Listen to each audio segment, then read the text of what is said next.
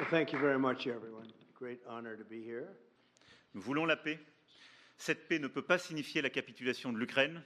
Cette paix ne peut pas être un cessez-le-feu sans garantie.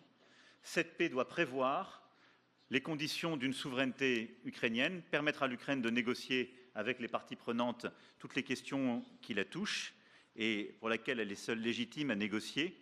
Et c'est une paix dans laquelle nous devons prendre nos responsabilités pour maintenir dans la durée sécurité et stabilité pour l'Ukraine et pour toute la région.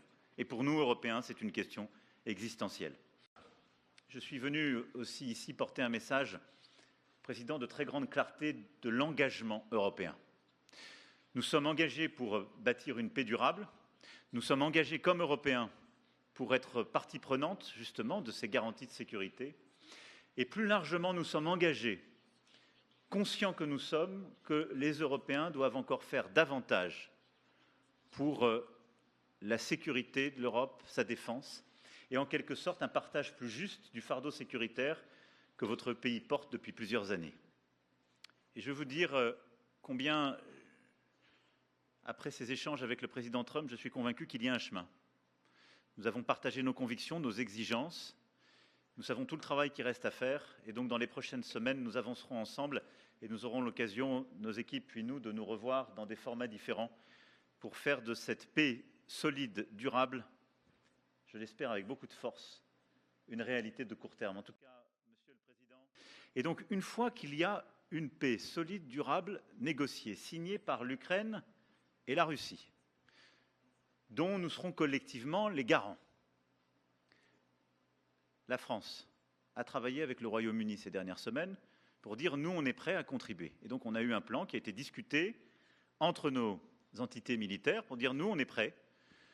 Pas d'aller sur le front, pas aller dans des territoires contestés ou occupés, mais à marquer notre soutien pour nous assurer que la paix telle que négociée, signée par les deux parties, est bien préservée. Et donc, ce sont des déploiements, si je puis dire, totalement pacifiques, non engagés dans des combats, mais qui sont, si je puis dire, des déploiements de force de garantie. Elles seront, par définition, limitées, mais elles marquent une solidarité. Il veut la paix. Nous voulons la paix, on est totalement d'accord. Nous voulons un deal rapide, mais pas un accord qui soit fragile. C'est la sécurité aussi des Européens dont il s'agit. Et moi, c'est ce que je dis depuis des semaines. Si on ne garantit pas la sécurité de cette part du territoire de l'Europe, comment garantir notre propre sécurité à tous? Nous vivons à 1500 km de l'Ukraine, nous Français. Et c'est encore plus près quand on est évidemment polonais ou allemand. Donc c'est notre engagement pour la sécurité collective. Et en quelque sorte, c'est répondre aussi à l'appel qui nous est fait. Vous devez, vous, être Européens, être davantage engagés. Mais nous, Américains, nous restons en solidarité. On le fait en Ukraine et on doit le faire aussi pour notre sécurité collective. Mais la clarification qu'on a eue aujourd'hui, pour moi, est un tournant. Nous avons eu des discussions. Elles seront poursuivies par nos ministres, nos équipes, pour clarifier les sujets qui doivent l'être.